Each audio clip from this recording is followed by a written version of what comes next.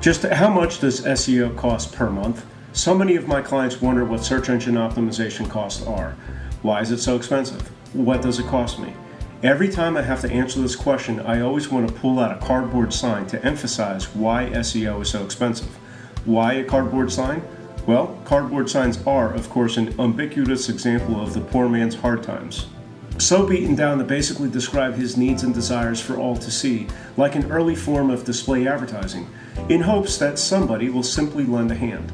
Personal injury attorneys do not advertise with cardboard signs. If they do, steer clear.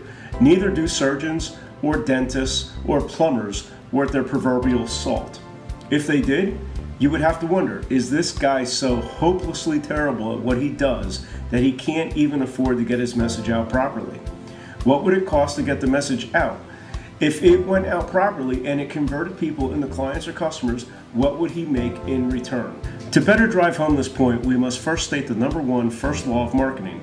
You should be able to spend $1 and make $2 predictably and then scale. If you can't do that, you're not marketing. And if you can't market, you don't have a business. Now, this ultimate truism of marketing is oddly one that so many have seldom, if ever, experienced from their own marketing. Marketing is not supposed to be an expense. Marketing should be a predictable way to find business where you pay X dollars and you make Y dollars, such that Y is more than X and ideally substantially greater, right? Spend a buck, make $1.25, and then you could scale that. Heck, that's 25% return on investment right there. That's not bad. Spend $100, make $125. Spend $1,000, make $1,250. Then you tweak it, you test it, and improve that return on investment, so that $1 in ad spend equals $2 in ROI, then $4, then $8, etc. Nobody wants to spend $1,000 on a hope and a dream. That's the ultimate hurdle in sales. Heck, that's why we have so many testimonials and reviews to help people overcome skepticism and doubt. But everyone would spend $1,000 to make $2,000 back, and most people, having made $2,000, would then want to spend that $2,000 again to make $4,000, and so on. The point being, marketing generally should behave as a predictable multiplier of investment. Now consider the attorney we mentioned before. If you were to go to Google and you were that attorney, and you wanted to place a bid so that your advertisement showed up in front of people who are actively looking for you, you can expect to pay between $70 and $210 per click. Bear in mind, it may take 10 to 50 clicks to get a lead. As we say, when someone raises their hand and simply says, "I'm interested in your services." And it may take 10 to 20 leads to get a client. So $70 times 25 clicks on average times 15 leads on average, let's just say, is about $26,000 per client. And before you wonder too much, the prices go up beyond $300 a click in some areas. Why, oh why, would an attorney be willing to pay $26,000 for a new client? Math. Because personal injury attorneys make bank. Personal injury attorneys can win mid-six figures easily and upwards of 7 to 8 figures depending upon the lawsuit, and the attorneys definitely take a fair cut of that. Because one lawsuit can be worth that much, the invisible hand at the marketplace drives the cost of clicks up to a point where it still makes financial sense because of the law of averages, which says that you will make back and then some whatever you put into the system, provided you're not a terrible attorney and you know how to cherry pick a couple good winners. Now, let's look at one of these terms, Personal Injury Attorney Los Angeles and its corollary, Los Angeles Personal Injury Attorney. Between the two of them, there are about 2,600 monthly searches for the two variants, each worth about $81 per click on average, or about $210,600 in advertising value per month, if each of these searches translated into a click on an ad, which obviously that won't be the case. In fact, usually fewer than 10% of all clicks or searches wind up clicking on the ads. However, being at the top of page one for a search like that could get you as many as 40% of all clicks to that search term. In fact, 90% of all people stay on page one, and about 35% won't even scroll down to see the rest of page one. They stay above the fold, so to speak. So what would that be worth to be in spot one? From a purely ad cost basis, 40% of the 2,600 searches is 1,040 clicks. At about $81 a click, that is $84,240 a month in what is essentially free advertising. These are clicks that simply happen because you're at the top of the organic, unpaid section of the search engine results. Now, if you're an attorney, what would that be worth to you? The answer is at least $80,000 per month, right? Because that's free advertising. What do you think an attorney would be willing to pay to get there? And what do you think an attorney would be willing to pay to stay there? What do you think another attorney would be willing to pay to beat him? That's the heart of the matter. That space is valuable. It really is much more akin to something like real estate. A hot dog vendor in Wyomissing, Pennsylvania, a tiny little town, the hometown of Taylor Swift, is about 5 square miles and about 10,000 people.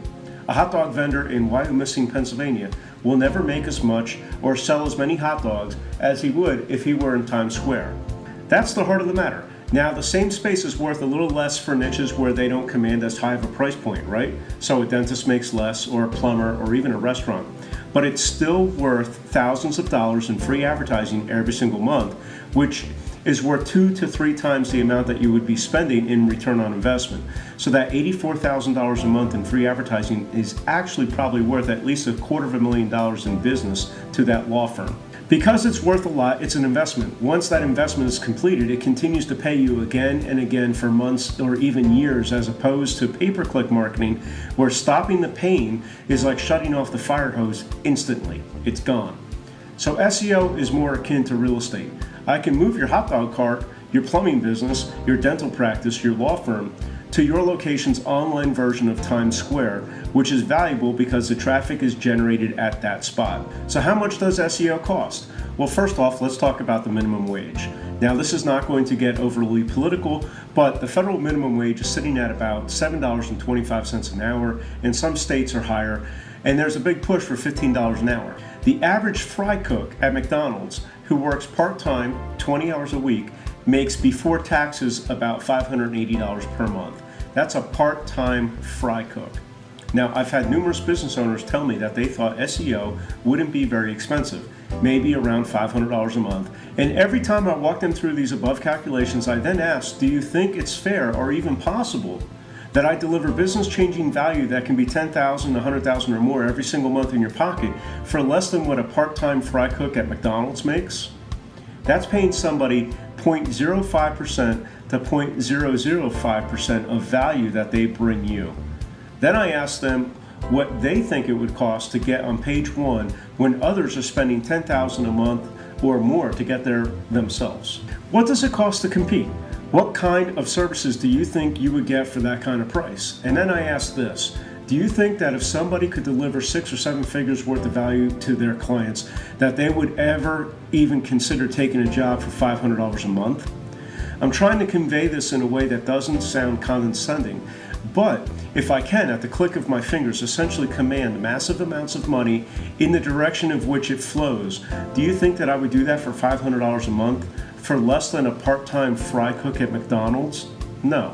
The fact is, I couldn't do it even if I wanted to, because there are guys out there who get paid $10,000, $20,000 a month or more to do SEO depending upon the niche.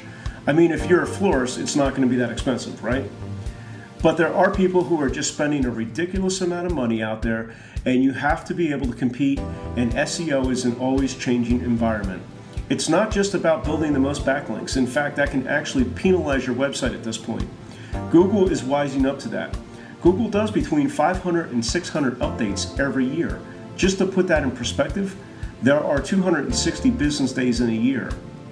So that is pretty much 2 updates every single day.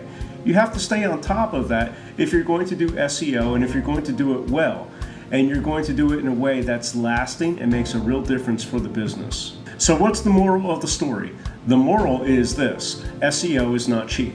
Anybody who tells you that it's cheap and that they can make you hundreds of thousands of dollars in additional income for just $500 a month is either trying to sell you something, and that something is not SEO, or they're a magical leprechaun, in which case you should chase them down and catch them because they're a magical leprechaun. They probably have a bridge that they can sell you on the cheap as well. When I explain this to my clients, they usually get it and they usually hire me. My name is Brett Lewis. I am the founder and president of L4 Group. You've been listening to a short recording entitled "How Much Does SEO Cost?" or Why the Cheapest SEO Services Are Not Effective.